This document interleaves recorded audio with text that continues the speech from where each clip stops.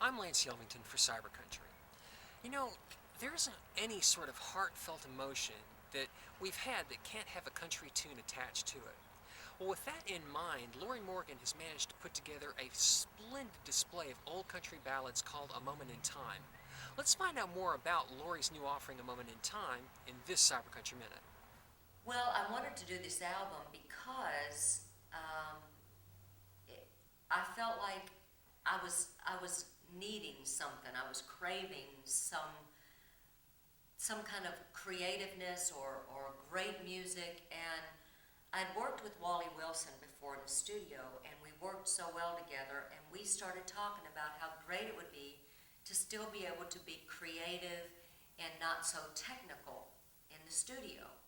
And so we put our heads together and came up with um, recording some country classics and going in and recording it like we used to record it when I used to go see my dad record when I was a little girl.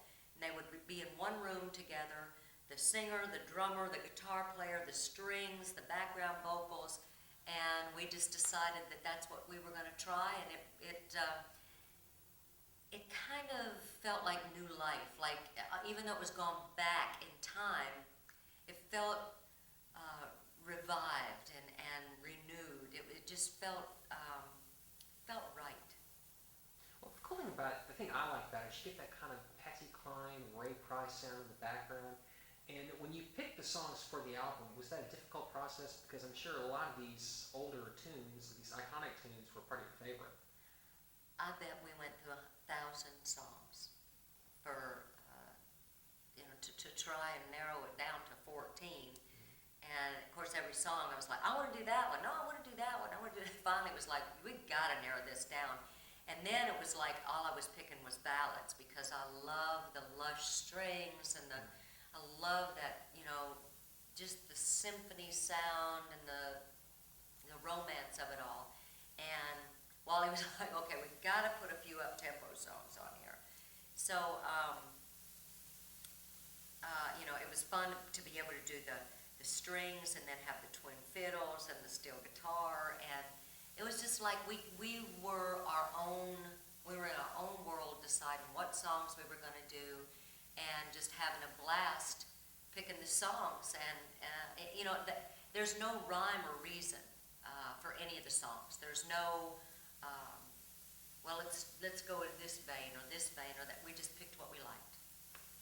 Well, one of the things I did like is the fact you go from like the old 50s tunes to the new stuff, like when you sang By the Time I Get to Phoenix with Yeah. Tony Campbell. Your edition is great. I Thank mean, you. your voice positively matches the thoughts behind the song, the emotion expressed.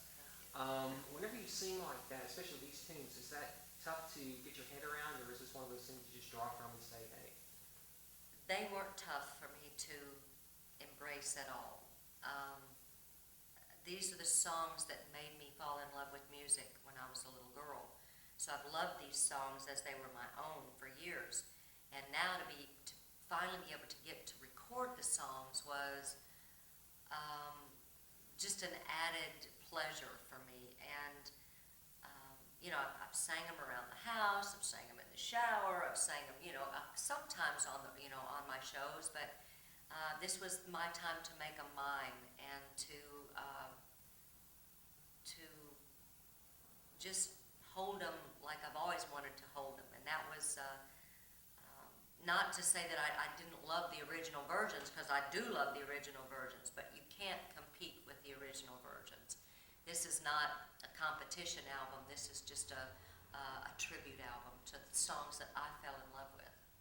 Now, the one thing too that I've noticed, especially when you're singing these songs off this album, there's a little difference between the old country pop, country rock crossover stuff and this, because when you started out, you were more country in your career and then kind of had to evolve like the rest of the country did. And this gets back right down to what I remember growing up here in Nashville, being around the country community. I mean, this is a great album. Is it tough to make that transition from the pop rock stuff to this, or is it just a matter of? Well, to be honest with you, I don't think I ever really crossed over to the pop rock anything. I think my songs only charted on country music charts, which, so I don't think this was this wasn't a stretch for me. This just kind of felt like going home for a little while. Back to the roots of where, you know, I've always sang country music. Yeah, I did a Secret Love album, which, you know, I love all genres of music, every kind of music I love. But country is my home. And this album to me was just like going back home and getting rejuvenated and, you know, going back out again. But this is what it's all about for me. We're on tour all the time for you know, all year with the exception of a couple months. And we're going to New York to promote this album. We're going to doing some media in Florida, media in New York. And of course, I've been doing the album on my shows for the last 6 or 7 months, waiting for its release to come out, kind of preparing people for it and promoting it. So we're just going to do whatever anybody wants us to do. That's it. Now let me ask you, for the average country listener there, why should they go out and buy your album? Well,